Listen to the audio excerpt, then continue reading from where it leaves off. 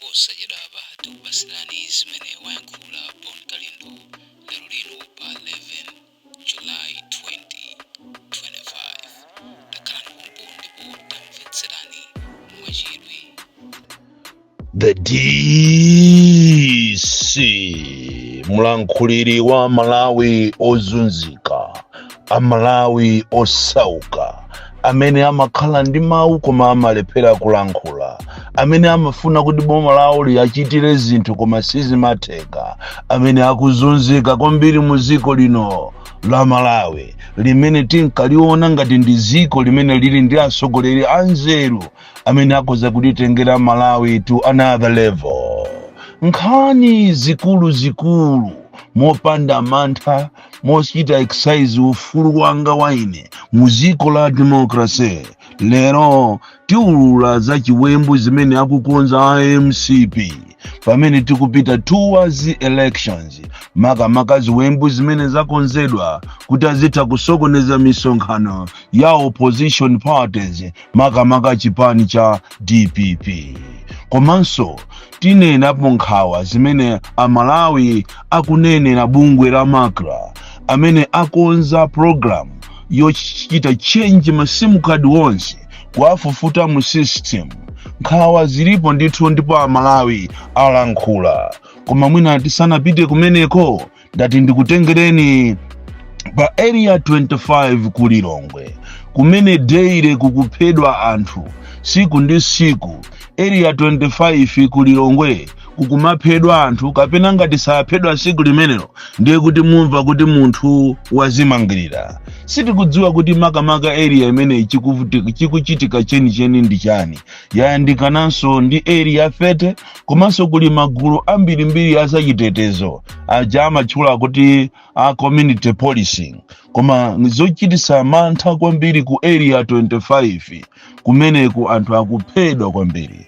Panayenera kuti ma security agencies mutengepo mbali, makamaka inu a polisi musamangokhala phwi m'madera mwanumo, munayenera mukhimise chitetezo. And this message should go to the Inspector General of the Malawi Police kuonesesa kuti ku area 25 anthu akukhala mwamantha, anthu akukhala mwampanipani. Chikhalire nicho dziko lino sila nkhondo, dziko lino ndila ufulu, dziko lino anthu akuyenera kuti azikhalamo mopanda kunjenjemera, mopanda kudera nkhawa. Koma ku area 25 tikapusa kumene kukukhoza kuyambika civil war, tikapusa kumene kukukhoza kuyambika cold war, anthu kumangophedwa, anthu kumangosowa chisawawa.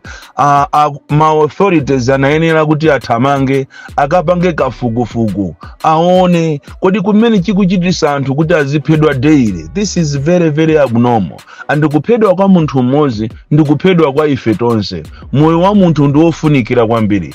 Kuzimangirira kwa munthu mmodzi ndi kuzimangirira kwa ife tonse.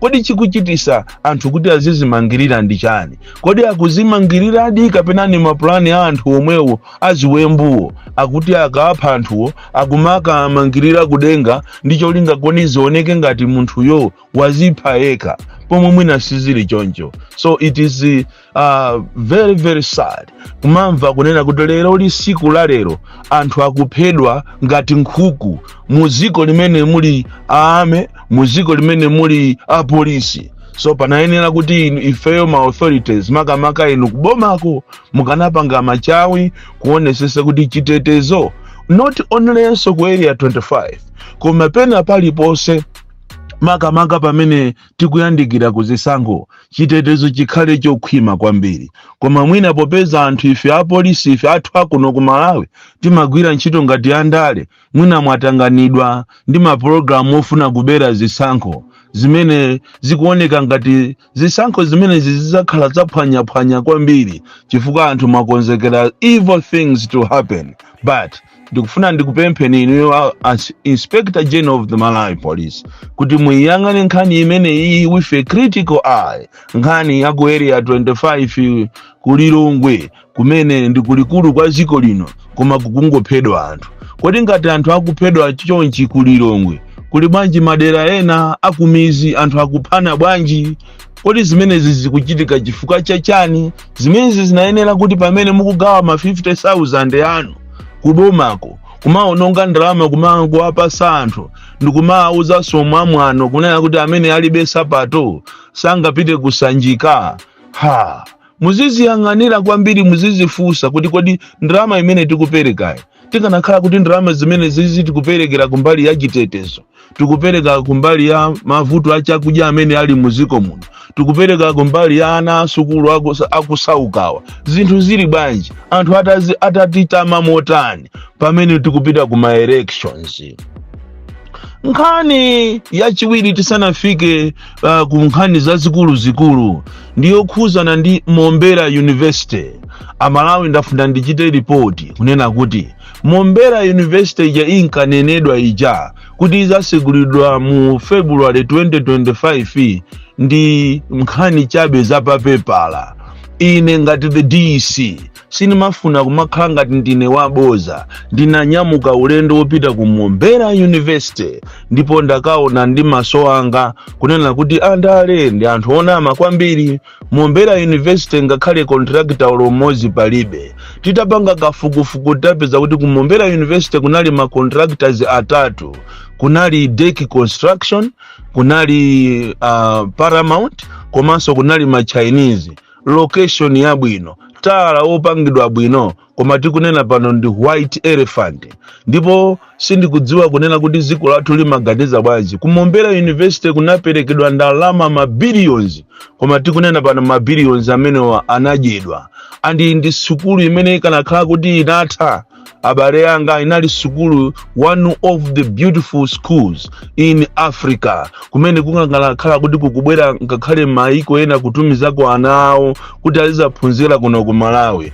Koma zimene zili ku Mombera University ndizomvesa chisoni kwambiri kuti Mombera University imene anthu adyapo ndalama kwambiri ikungonenedwa, ikangokambidwa, koma palibepo china chilichonse kupatula ka hafu mpanda, ma container, ma contractors ndi msewu wokongola kwambiri umene unamangidwa kuzungulira malo amenewa, malo okwanira 485 hectares, malo okongola kwambiri, ka basin kabwino, with vegetation yabwino, with cool breeze, environment yochita kuoneka kuti ndi environment ya maphunziro, koma kulibeko china chilichonse. Ndio mazifunsa kuti kodi ndalama zija zimapangidwa ku budget ku parliament zija, monga apapa anachita allocate ma billions opita ku Mombera University, ndalama zimene zija zinapita kuti?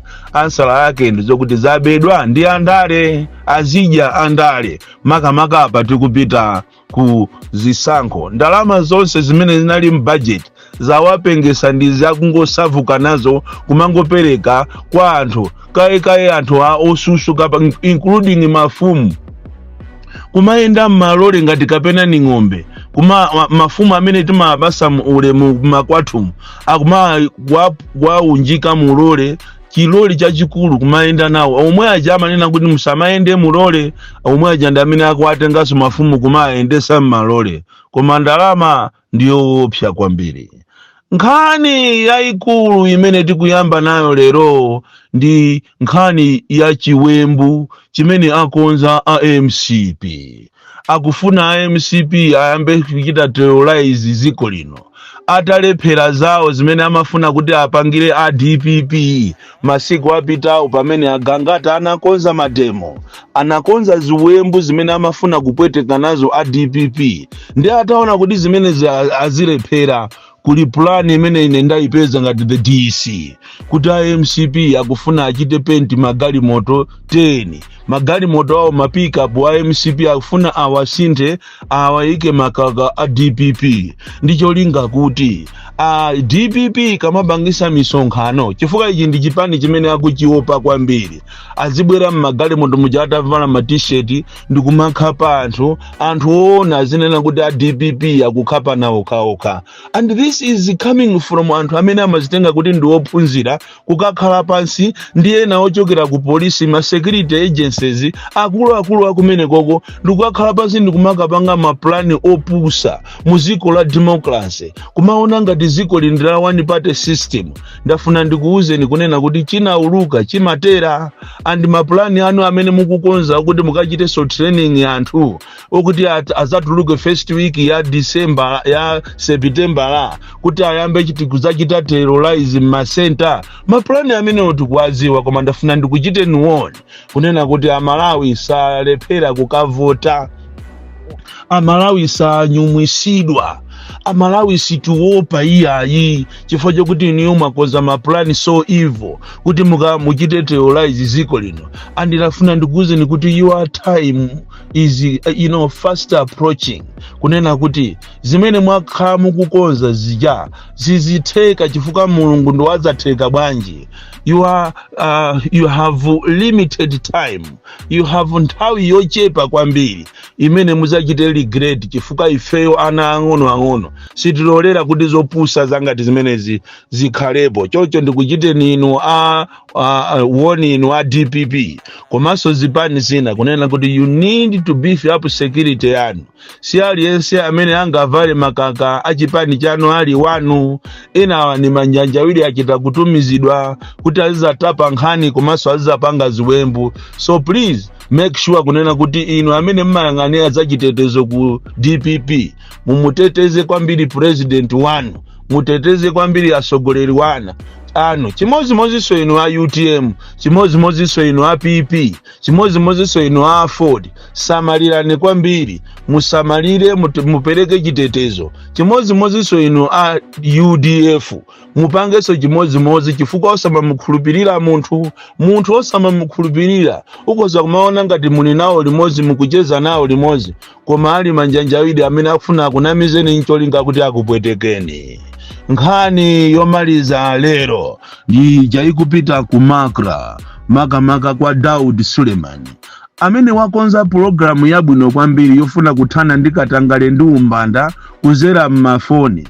Programu ija mukaimvesesa Malawi imene akulengeza ija yokuti afuna afute masimu khadi wonse komanso kuwapasa Malawi mpata wochita register kawiri kuzera kuma fingerprints nkhope komanso chanzika. Ndi programu yabwino kwambiri inazifa as cyber crime is concerned komanso katangale wokuba kuzera mmafoni. Ajama nina kuti ndili pano pa boda pa Mwanza anditumizira katundu wanu amene ajawo asazapezeke. Anthu ajama aba mafoni aja asazapezeke. Anthu amagobera ne makobiri kumana makuta ine ndine Bushiri, ine ndine Namadingo, ine ndine David Mbewe, ine ndine kumana makuti ine ndine Lazarus Chakwera amene ndakukonda ndi kwambiri ndikuzikupasani ndalama. Ineyo ndine Kabambe ine. Anthu amene ajawo ose aja amene ajawo azagwidwe ndi programu yabwino. Koma Malawi ali ndi nkhawa kunena kuti programu ngati imene iyi, why are you speeding it?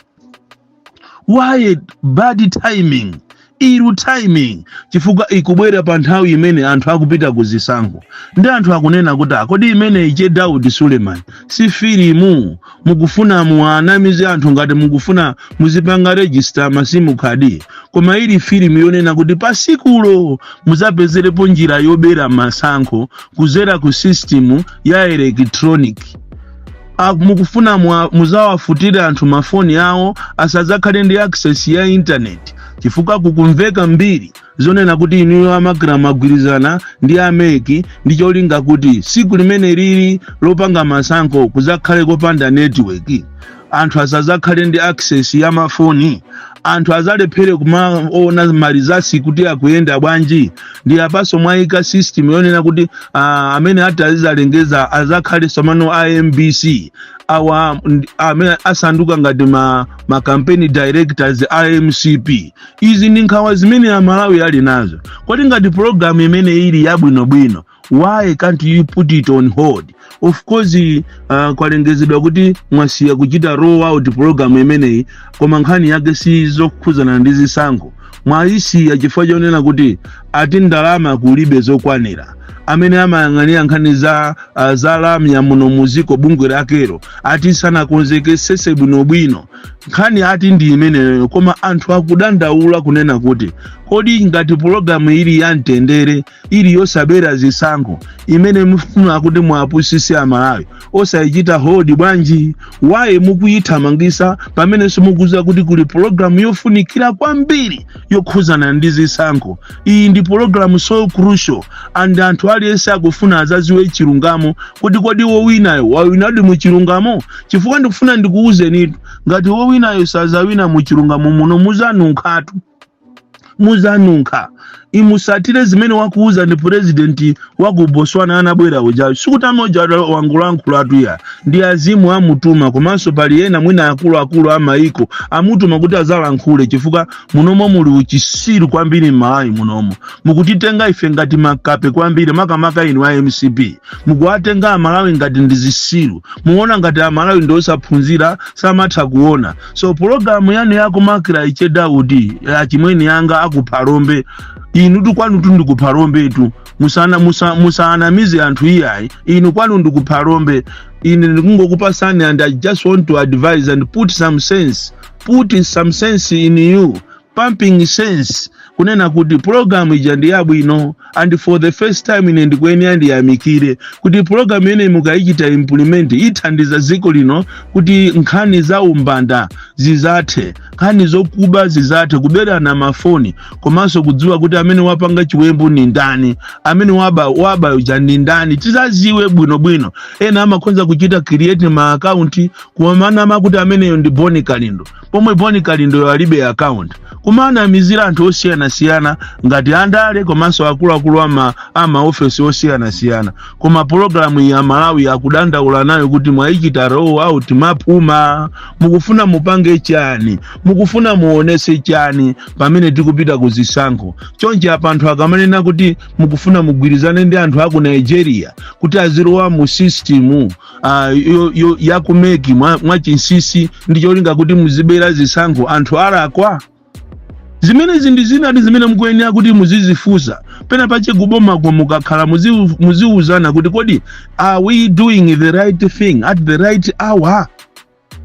Zodabwisa kwambiri kuti a beautiful program like this one ndiye mukuyiphatikiza ndi zisankho mulizipwirikiti kwambiri nyengo inoyo ya zisankho zonena zochitika basi mpite apa mugule makocheni zanzika, mupite apa mugule zovotera, mupite apa muapase anthu mafoni ndi anthu chivuka chakusauka akungololera china chilichonse.